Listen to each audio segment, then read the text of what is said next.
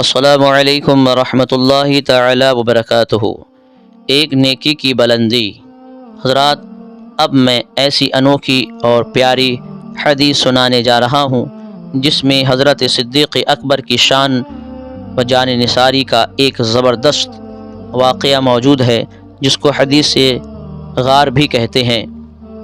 چنانچہ مشکوٰۃ شریف میں ہے، جلد ثانی ہے، باب مناقب عمر، صفحہ نمبر 556 میں، سطر نمبر 1 2 3 4 5 6 7 8 9 پر یہ حدیث موجود ہیں۔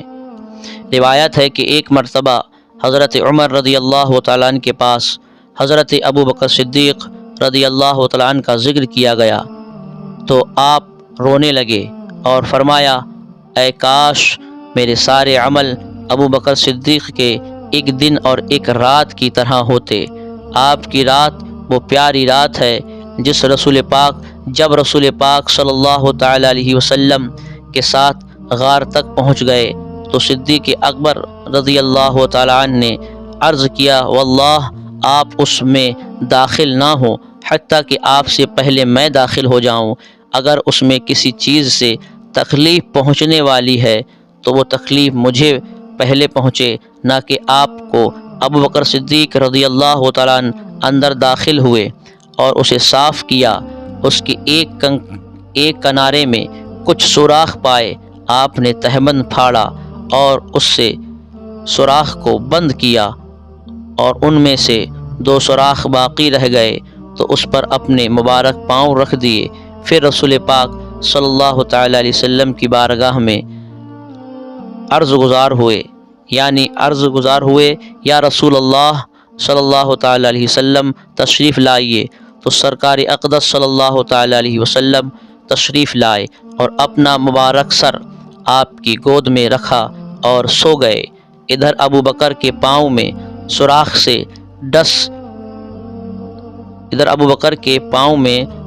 سے ڈس لیا گیا۔ آپ نے بالکل جنبش نہ کی، اس ڈر سے کہ رسول پاک صلی اللہ تعالیٰ علیہ وسلم بیدار ہو جائیں گے اور نیند میں خلل واقع ہو جائے گی۔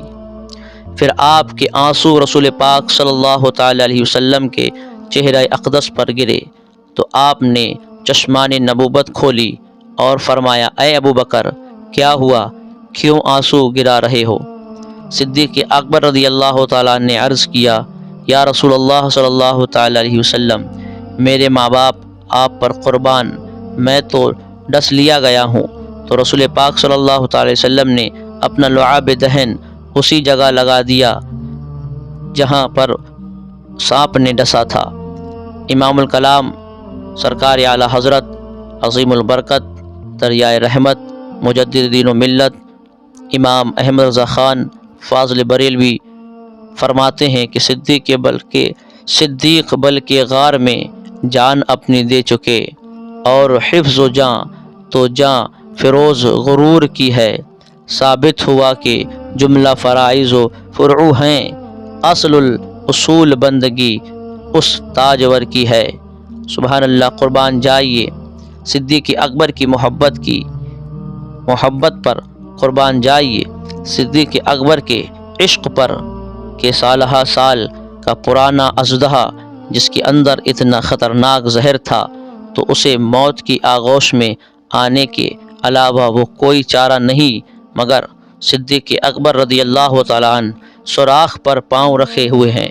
سانپ اندر سے نکلنے کے لیے بے قرار ہے کہ پاؤں ہٹائیں جائیں، میں آپ باہر آ جاؤں، اور سانپ نے پاؤں کا بوسہ دیتے ہوئے بارنگ ڈنک مار دیے، اور ابو بکر اپنا پاؤں سوراخ سے باہر کر لیجئے، اپنا پاؤں سوراخ سے ہٹا لیجئے، ورنہ اگر میں نے ڈس لیا تو فوراً زمین پر تڑپ کر دم توڑ دیں گے، کیونکہ میں بہت پرانا سانپ ہوں، میرے اندر خطرناک زہر بھرا ہوا ہے۔ پھر صدیق اکبر رضی اللہ تعالیٰ عنہ نے اپنے جگہ پاؤں جمائے رہے اور دل میں مکمل فیصلہ کر لیا کہ کسی حال میں سوراخ سے پاؤں نہیں ہٹاؤں گا، چاہے کیوں نہ میں ڈس لیا جاؤں، چاہے کیوں نہ میں ہلاک ہو جاؤں۔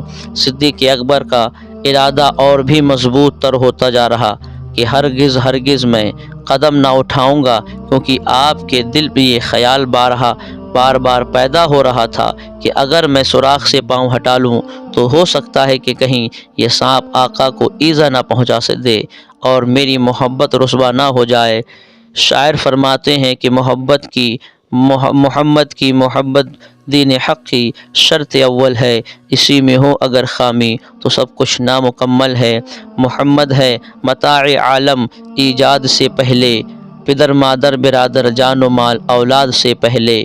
مگر میرے دوستو، اژدہا بھی رسول پاک صلی اللہ تعالیٰ علیہ وسلم کا بہت بڑا عاشق تھا، اور روایتوں میں ہے کہ وہ 1000 سال سے سرکار کی زیارت کا مشتاق اور منتظر تھا۔ اس نے حضرت ابو بکر رضی اللہ تعالیٰ عنہ کو بہت مہلت دی اور کہا کہ اے ابو بکر، میرا راستہ چھوڑ دو، مجھے نکلنے دو۔ صدیق اکبر رضی اللہ تعالیٰ عنہ ہیں کہ اپنے ارادے میں مکمل طور پر مستحکم نظر آ رہے ہیں۔ سانپ جب مایوس ہو گیا کہ یہ راستہ دینے والے نہیں ہیں، اب سانپ نے اپنا تیور بدلا اور غصے میں آ کر صدیق اکبر رضی اللہ تعالیٰ عنہ کے پاؤں کو ڈس لیتا ہے۔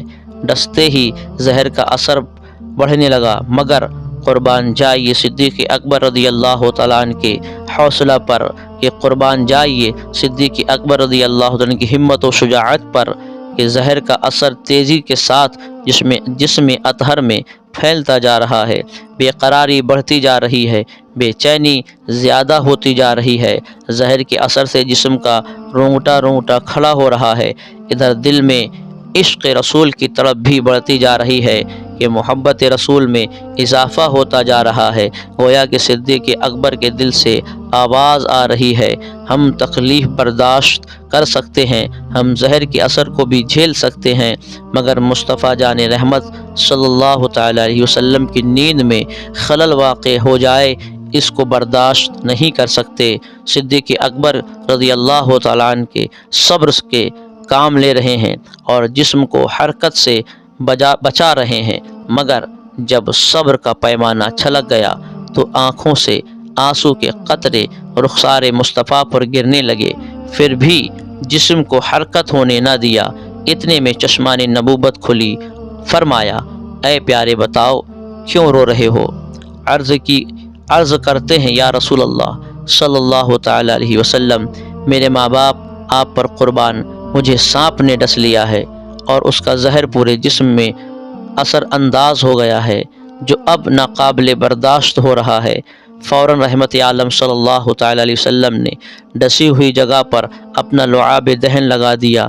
لعاب دہن لگاتے ہی زہر کا اثر ختم ہو گیا۔ بلا تمثیل مجھے کہہ لینے دیا جائے کہ جب نبی کے لعاب دہن میں اتنی تاثیر ہے کہ سانپ کے زہر کو ختم کر دے، تو خود ذات نبی میں کتنی تاثیر ہوگی، کہ ذات نبی میں کتنی قوت ہوگی۔ اسی لیے تو شاعر فرماتے ہیں، خدا نے ایک محمد میں دے دیا سب کچھ، کریم کا کرم بے حساب کیا کہاں، صدیق بل کے غار میں جان اپنی دے چکے، اور حفظ جا تو جا فروز غرور کی ہے۔ ثابت ہوا کہ جملہ فرائض فروع ہیں، اصل الاصول بندگی اس تاجور کی ہے۔ حضرات، سانپ صدیق اکبر کا دشمن نہیں تھا، بلکہ بات یہ تھی کہ وہ رسول پاک صلی اللہ تعالیٰ علیہ وسلم کا بہت بڑا شیدا تھا اور سرکار کی زیارت کے لیے بے قرار تھا۔ صدیق اکبر کے پاؤں رکھ دینے سے اسے سرکار کی زیارت کا موقع نہیں مل رہا تھا۔ گویا کہ وہ دو عاشقوں کا جھگڑا تھا، آپس میں دو عاشقوں کا ٹکراؤ تھا، اور یہ ٹکراؤ کس دشمنی سے وجہ سے نہیں تھا، کسی کی اور وجہ سے نہیں تھا، بلکہ عداوت کی وجہ سے نہیں تھا، بلکہ ایک عاشق دوسرے عاشق پر سبقت لے جانے کی کوشش میں تھا۔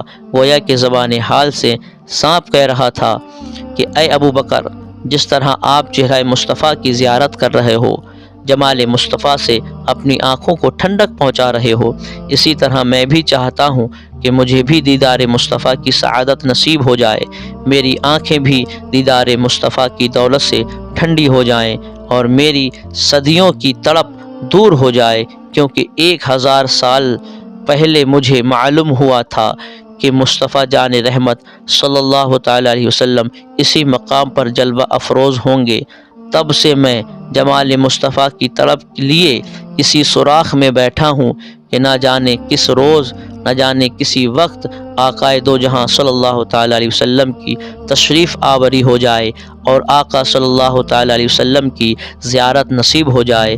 اشتیاق اور اسی انتظار میں آج تک میں بیٹھا ہوں۔ اسی لیے تو شاعر کہتا ہے، ہزاروں سال نرگس اپنی بے نوری پہ روتی ہے، بڑی مشکل سے ہوتا ہے چمن میں دیدہ ور پیدا۔ اتنی طویل مدت سے انتظار کے بعد اگر کوئی محبت میں حائل ہو جائے تو کیسے برداشت کیا جا سکتا ہے؟ گویا کہ صدیق اکبر اپنے عشق کا مظاہرہ کر رہے ہیں اور سانپ اپنے عشق کا مظاہرہ کر رہا ہے کہ صدیوں صدیق بلکہ غار میں جان اپنی دے چکے اور حفظ جاں تو جاں فروز غرور کی ہے۔ سانپ اپنا کام کر رہا ہے اور صدیق اکبر رضی اللہ تعالیٰ عنہ اپنا کام کر رہے ہیں۔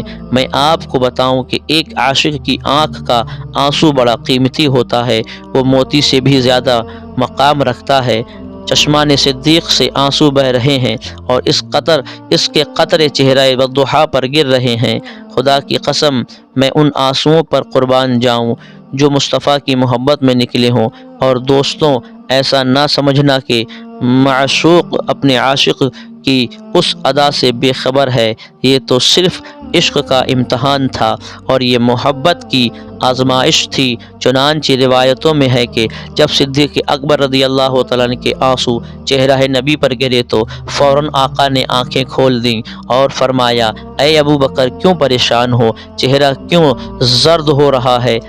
آنکھوں سے آنسو کیوں گر رہے ہیں؟ صدیق اکبر نے رونے کا سبب بتایا۔ سرور کون و مکان صلی اللہ تعالیٰ علیہ وسلم نے فرمایا، اے ابو بکر یہ سانپ تمہارا دشمن نہیں ہے، یہ اژدہا تمہارا مخالف نہیں ہے، بلکہ جس طرح تم میرے عاشق ہو یہ بھی میرا عاشق ہے، لہذا سوراخ سے پاؤں ہٹاؤ اور سانپ کو آنے دو۔